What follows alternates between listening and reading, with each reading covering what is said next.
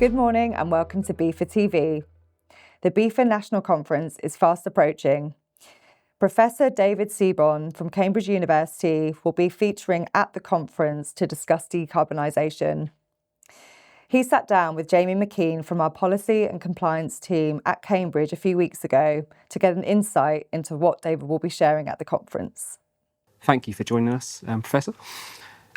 Could you give viewers an idea of your academic background and your research interests relating to road freight? Yeah, thanks. Nice to be with you today. I've spent my entire career working on heavy goods vehicles. Started working on road damage, actually, and long ago in the 1980s on road damage caused by trucks. But since then, I've worked a lot on all aspects of vehicle dynamics, so vehicle safety, braking, rollover, maneuverability, jackknifing, those kinds of things, long combination vehicles, vehicle productivity and decarbonisation. So everything to do with heavy goods vehicles for years and years. Yeah, so you're the expert on that. We know transport generally and obviously road freight as a subsector within that is going to need to decarbonise in the next 10, 20, 30 years. How do you see electrification as part of that? Electrification is absolutely central to that.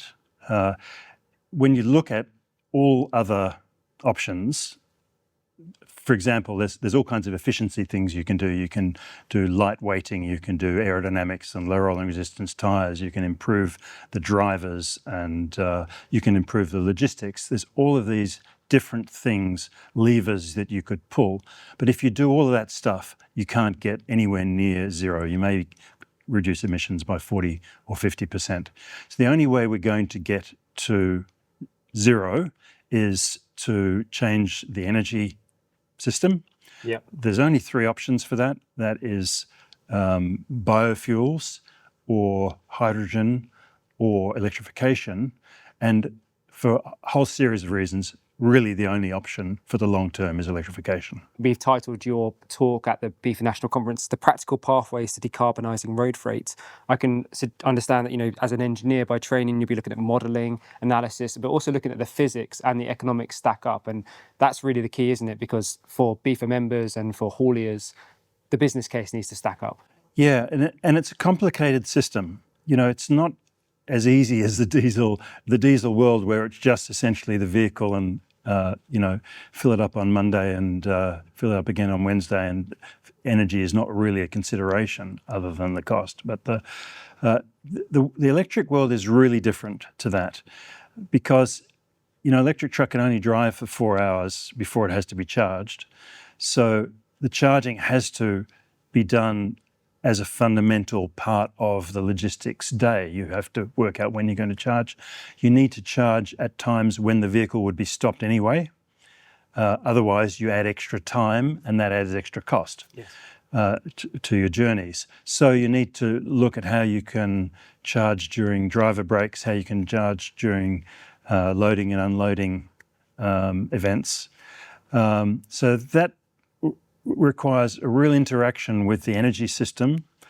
It requires energy to be in the right places with the right quantities at the right time.